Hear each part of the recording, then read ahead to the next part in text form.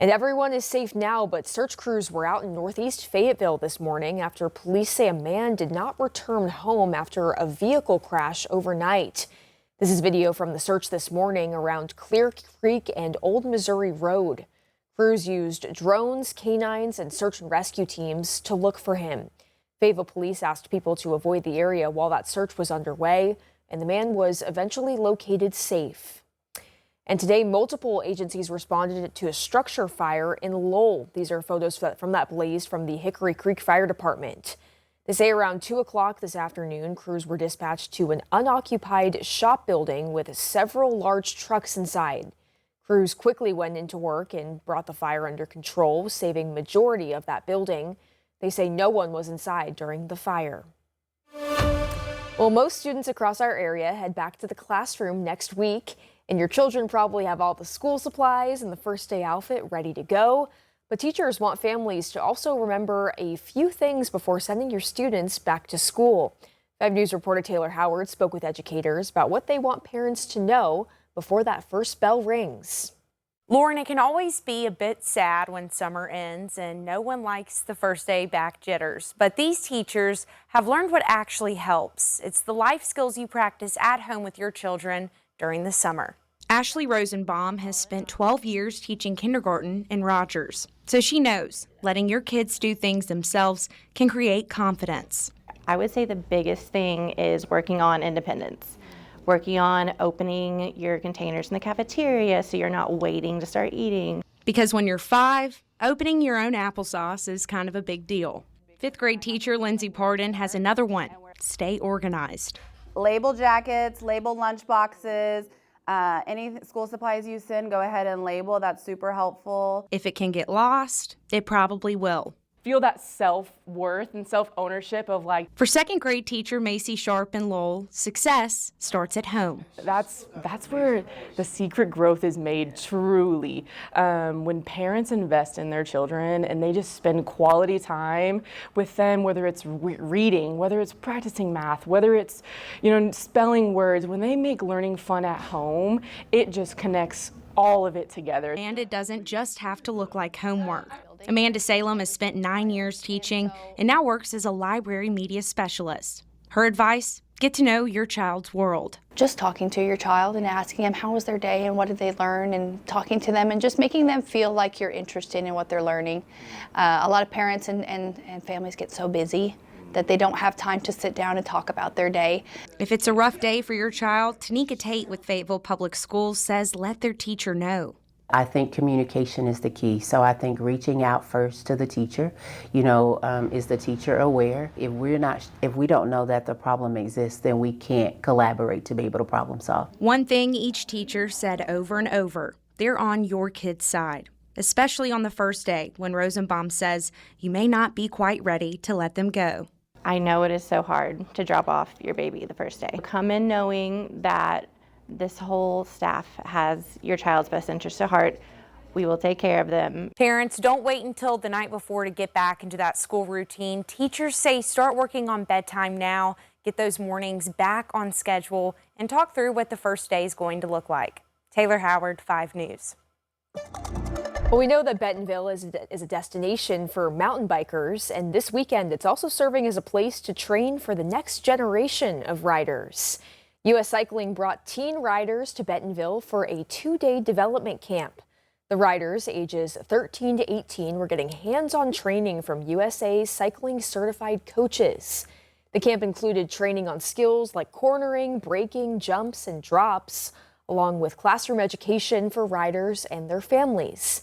USA Cycling says Bentonville's trail system makes it an ideal place to help these athletes develop their skills. Mountain biking capital of the world, right? So it has amazing courses for these guys to go out and practice on, and hopefully when they're done with that, they'll go raid some of the trails themselves too. USA Cycling says the goal is to give these young athletes the tools they need to take that next step in competitive cycling. And Compton Gardens in Bentonville hosted an international feast and market earlier today, featuring flavors from all around the world, including Mexican and Indian dishes. The event was a way for those in the community to experience new cultures through food. Among the 26 total vendors, more than half were there selling different types of food. Twyla Brooks was a vendor at the event and hoped people came away with something new that they don't normally get to experience. We already had someone come in and say, you know what, I've never seen any type of vendors like this in Bentonville. And that's exactly what we want. We want you to come in and see something that you're not used to seeing. And that's why we're here. Organizers say they plan on hosting another one of these events in October of next year. And the nonprofit organization Play It Forward hosted a trading card fundraiser event today where all proceeds went to helping fight food insecurity in Northwest Arkansas. Held at the Jones Center in Springdale, the event featured everything from cards for sale to silent auctions to raffles. Drake Welsh with the nonprofit says it doesn't take much to give back, and he hopes this event opens others' eyes in empowering others to give back. People and passionate other people, seeing people in the space do something for good is going to empower you to do something yourself, right? Move that level. So I think coming in off the streets, getting to see someone that's going on, learning what we do, and maybe it empowers you to do something, right? Maybe it doesn't go through Play It Forward, maybe it goes through your own endeavors or something like that. But I think it shows people that all you have to do is go do something, right? We're just four guys that got together and decided to start something. We just did it. The event featured over 100 vendors selling everything from Pokemon cards to Magic the Gathering cards. The event was also completely free to the public, with vendor fees going towards fighting food insecurity. Washington County Justices of the Peace toured some county facilities in an effort to assess buildings' conditions and any future needs that may be required. The tour is part of the ongoing efforts for the JPs to have an extensive understanding of Washington County facilities before considering any long-term improvement plans. As Washington County continues to see rapid growth, leaders say they're committed to making responsible decisions that both meet the needs of residents while preserving taxpayer resources. We spoke with one JP who says while they are informed about the needs of different buildings, seeing it helps their mission. We're informed pretty well through regular meetings, and the people in the county are good to tell us what their needs are. And certainly we trust the people we work with, and they have their eyes on things every day, so we trust their judgment on things. But it does help when we see it with our own eyes as well. County officials emphasized that no decisions have been made yet regarding future projects, with the tour acting as a means to begin conversations on broader planning processes. The Macy's Thanksgiving Day Parade has been a longtime senior year tradition for Southside Southern Belles. And this year they'll take part in a milestone, the 100th anniversary of the celebration. 5 News reporter Emily Moss has more on how these belles are using this experience to give back.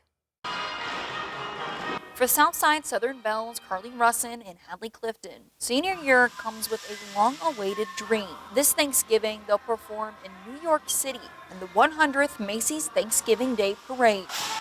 It's like a tradition that we've had for so many years down throughout all of Belles, and so it's just like it being the 100th year just makes it even more special. It's something I've looked forward to since making the team sophomore year, and especially with it being the 100th Macy's Day Parade, it's even bigger of a deal than it normally would be. The senior belles are raising money for the trip through community partners and fundraisers. This year, 1% of what they raise will go to hygiene lockers at both Portsmouth high schools. The hygiene kits are lockers located throughout Northside and Southside High School that have items such as deodorant, shampoo, conditioner, just basic hygiene necessities that students might need. With their turn on the parade route still ahead, the belles say how they get there matters too. Just anything helps, because obviously we want to go to New York, but we also want to support our community that helps us get there. In Fort Smith, covering news where you live, Emily Moss, 5 News.